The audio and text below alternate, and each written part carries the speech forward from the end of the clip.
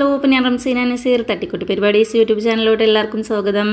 എൻ്റെ വീഡിയോസ് കണ്ടിട്ട് ചെറുതായിട്ടൊരു ഇഷ്ടം തോന്നുകയാണെങ്കിൽ ഒരു ഹായെങ്കിലും കമൻ്റ് ഇടണേ. അപ്പോൾ ഇത് രാവിലത്തെ പരിപാടിയാണ്. ഇന്ന് ലീവാണ് കേട്ടോ. ഉമ്മാക്ക് ഇവിടെ പനിയാണ്. അപ്പോൾ മോനെ സ്കൂളിൽ പറഞ്ഞയക്കണം, ഉമ്മാനെ നോക്കണം. അങ്ങനെ ഒരു ദിവസം ലീവ് എടുത്തു.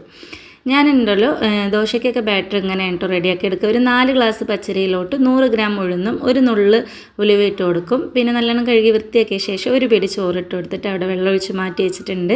ഇതിൻ്റെ ഇടയിൽ മീൻകാരൻ്റെ സൗണ്ട് കേട്ടിട്ട് ഞാൻ പോയി നോക്കിയിട്ട് ഒന്നെന്താ എനിക്ക് മീനൊന്നും വാങ്ങാൻ തോന്നിയില്ല. അങ്ങനെ തിരിച്ച് വന്ന ശേഷം പാത്രമൊക്കെ ഒന്ന് കഴുകാണ്ടായിരുന്നു. അതൊക്കെ ഒന്ന് കഴുകി വെച്ച ശേഷം സോയ വെള്ളത്തിലിട്ടുണ്ടായിരുന്നു കേട്ടോ.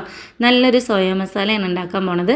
അതിന് വേണ്ടിയിട്ടുള്ള ഉള്ളിയും തക്കാളിയും പച്ചമുളകും ഇഞ്ചി വെളുത്തുള്ളിയൊക്കെ ഒന്ന് അരിഞ്ഞെടുക്കുന്നുണ്ട്. എനിക്കുണ്ടല്ലോ ഈ കട്ടിംഗ് ബോർഡിൽ വെച്ചിട്ട് അരിയണേനെക്കാട്ടി എളുപ്പം എൻ്റെ കയ്യിൽ വെച്ചിട്ട് അരിയുന്നതാണ് കേട്ടോ. വെജിറ്റബിൾ ആണെങ്കിലും പെട്ടെന്ന് എനിക്ക് കട്ട് ചെയ്യാൻ എളുപ്പം എൻ്റെ കയ്യിൽ വെച്ചിട്ട് ആക്കുന്നത് തന്നെയാണ്. അങ്ങനെ ഞാനിത് ഒരു കുക്കർ അടുപ്പത്ത് വെച്ചെടുത്തിട്ടുണ്ട്. അതിലോട്ട് ഒരു നുള്ളു ഉലുവ ഇട്ട് കൊടുത്ത ശേഷം കറിവേപ്പിലയും സവാളയും 2 പച്ചമുളക് കീറിയതൊക്കെ ഇട്ടിട്ട് ജസ്റ്റ് ഒന്ന് ഉപ്പിട്ടിട്ട് ഒന്ന് ഇളക്കി കൊടുക്കുക. അതിലോട്ട് ഒരു 2 മീഡിയം തക്കാളി അരിഞ്ഞതും കൂടി ഇട്ട് കൊടുത്തിട്ടുണ്ട്. ഇനി ഇതിലോട്ട് ഇട്ട് കൊടുക്കേണ്ടത് ഇഞ്ചിയും വെളുത്തുള്ളിയും കുരുമുളകും വലിയ ജീരകവും കൂടി ചതച്ച പേസ്റ്റാണ് കേട്ടോ. അതും കൂടി ഇട്ടിട്ട് ജസ്റ്റ് ഒന്ന് മിക്സ് ചെയ്ത് കൊടുത്താൽ മതി. ഒരുപാട് ഇളക്കിയിട്ട് നിൽക്കേണ്ട ആവശ്യമൊന്നുമില്ല. പിന്നെ പൊടികളായിട്ട് മുളക് പൊടി, മല്ലിപ്പൊടി, മഞ്ഞൾപ്പൊടി, ഗരം മസാല, കുറച്ച് മീറ്റ് മസാല ഇട്ട് കൊടുത്തു. ഇതാ ലാസ്റ്റ് സോയ ഇട്ട് കൊടുത്തിട്ട് നല്ലോണം അങ്ങോട്ട് മിക്സ് ചെയ്തെടുത്ത ശേഷം ഒരു നുള്ള് വെള്ളം ഒഴിച്ച് കൊടുക്കുക കേട്ടോ.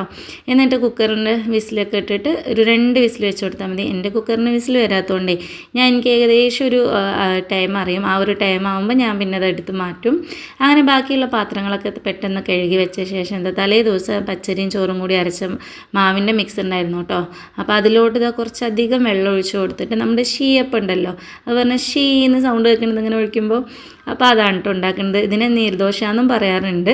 അങ്ങനെ നമ്മുടെ കറിയൊക്കെ ഇവിടെ റെഡിയായി. നല്ല അടിപൊളി സോയ വരട്ടിയതും നീർദോശ. ഇഷ്ടമായാലും ഒന്ന് സപ്പോർട്ട് ചെയ്യാൻ കൂടി നിൽക്കുക. Okay, bye, Tata.